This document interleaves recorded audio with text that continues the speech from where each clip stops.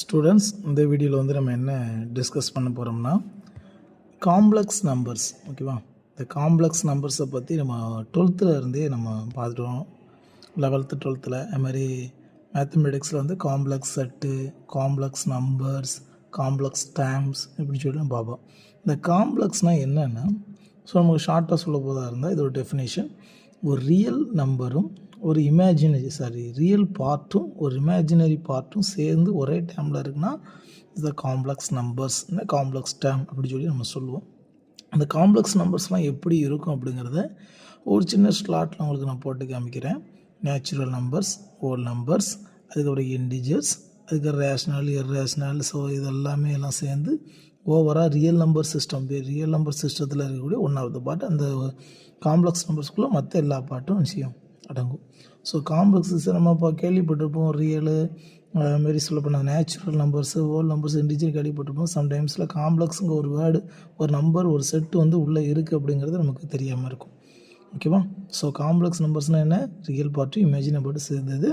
So அதுக்கப்புறம் real number சிஸ்டத்தில் அடுத்து பெரிய செட்டு என்னன்னு சொன்னால் அந்த காம்ப்ளெக்ஸ் செட்டுன்னு சொல்லுவாங்க. சரி, இதில் தான் நான் உங்களுக்கு சொன்னேன் ரியல் பார்ட் இமேஜினரி பார்ட் இருக்குன்னு சொல்லி. ஸோ அதுக்கு ஒரு எக்ஸாம்பிள், ஒரு ஸ்லைடு உங்களுக்கு காமிக்கிறேன்.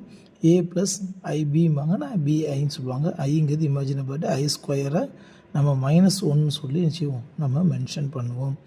ஓகேவா? அதாவது ரூட்டுக்குள்ளே மைனஸ் வந்துச்சுன்னா நம்ம ஐ வச்சு டேமேஜ் சேர்த்துப்போம். இப்போ ஸ்கூலில் பார்த்தீங்கன்னா -b + r -√b² - 4ac/2a. So இந்த ஃபார்முலா யூஸ் பண்ணும்போது ஒரு ரூட்டுக்குள்ளே மைனஸ் வந்துச்சுன்னா நம்ம இமேஜினரி பார்ட்டு நம்ம ஆட் பண்ணிப்போம். சரி, இந்த ரியல் நம்பர்ஸுக்கும் சில ப்ராப்பர்ட்டிஸ் உண்டு. இந்த காமடேட்டிவ் லா, அதுமாதிரி multiplication, commutative law under the multiplication addition, அதுமாதிரி associative law under the multiplication addition, distributive லான்னு சொல்லி சில ப்ராப்பர்ட்டிஸ் வந்து ரியல் நம்பர்ஸுக்கு உண்டு. அதே போல் காம்ப்ளெக்ஸ் நம்பர்ஸுக்கும் சில ப்ராப்பர்ட்டிஸ் நமக்கு உண்டு. அதில் நம்ம யூஸ் பண்ணக்கூடிய ஒரு மெயின் என்ன அப்படின்னா கான்ஜுகேட். இந்த கான்ஜுகேட் வந்து எப்படி எடுப்பாங்கன்னா சைனை மாற்றுவாங்க. ஏ ப்ளஸ் ஐபியை ஏ மைனஸ் ஐபின்னு கான்ஜுகேட் பண்ணுவாங்க. ஏ மைனஸ் ஐபியை ஏ ப்ளஸ் ஐபின்னு கான்ஜுகேட் பண்ணுவாங்க.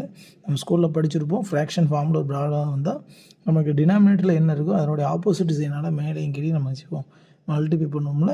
So conjugate எடுப்போம்ல. ஸோ அதுதான் அது எங்கேருந்து வந்து அப்படின்னா அந்த காம்ப்ளெக்ஸ் நம்பர்ஸுடைய ஒன் ஆஃப் த மெயின் ப்ராப்பர்ட்டின்னு சொல்லி தான் நம்ம சொல்லுவோம். ஓகே, இப்போ காம்ப்ளெக்ஸ் நம்பர்ஸ்னால் உங்களுக்கு என்னென்னு புரிஞ்சுருக்கிறோம், ஒரு ஐடியா தெரிஞ்சிருக்கும். ஓகேவா? இன்னொரு வீடியோவில் நம்ம இன்னொரு டாப்பிக்கோடு நம்ம சந்திக்கலாம். ஓகே, தேங்க்யூ ஃபார் வாட்சிங்.